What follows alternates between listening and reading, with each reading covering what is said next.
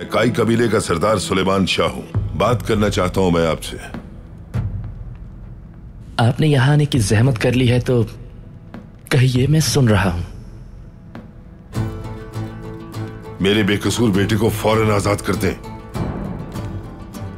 और वबा का इल्जाम लगा के जो जमीन हमें नहीं दी जा रही वो फौरन फराहम की जाए। और अगर हम ये मुतालबात ना माने तो जबरदस्ती हम उस जमीन पे आबाद हो जाएंगे जो पहले आपने हमें अता की थी। अगर मेरे बेटे अर्तुगरुल को आपने आजाद ना किया तो वहां हमारा कबीला आबाद होगा और यहां ये शहर बर्बाद होगा, हलब तबाह हो जाएगा।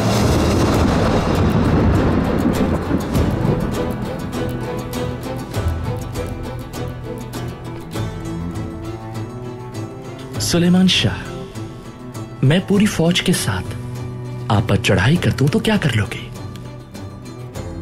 किसके भरोसे आपने ये लहजा इख्तियार किया है? हाँ? हमें परवरदिगार के सिवा किसी पर भरोसा नहीं।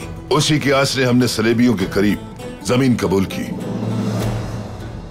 ये बात ज़हन नशीन कर ले कि काई कबीले का अल्लाह पर ईमान है और हम उसी से मदद मांगते हैं। अगर आपकी फौज उसकी ताकत से बड़ी है तो हम पर हमला करने का शौक पूरा कर लीजिए।